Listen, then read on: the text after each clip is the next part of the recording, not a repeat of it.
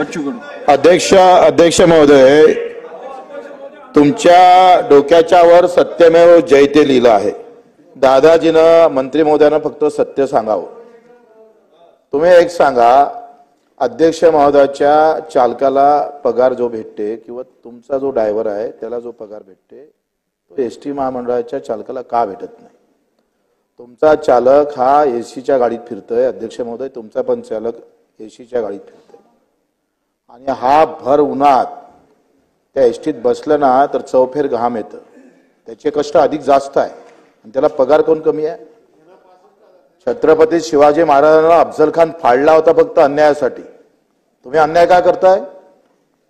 किमान वेतन कायदा काय म्हणतं का किमान 14,000च्या वरती आपण पगार दिला पाहिजे। शासनात जर कायदा मोडत असेल तर थोबाडीत कोणाच्या मारायचं?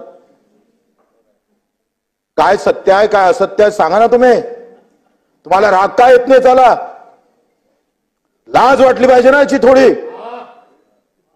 काय एका चालकाला तुम्ही 19,000 25 ते 30,000 देता आणि तो सगळ्याची सेवा करतो त्याला फक्त 12,000 देता, लाज नाही वाटत? याचा राग काय येत नाही त्याचं उत्तर द्या तुम्ही आम्हाला। आणि मग हे सत्य असन तर ते सत्य असन तर ते जे असत्य आपण वागतोय ते सत्यात परिवर्तन किती दिवसात करणार ते सांगा।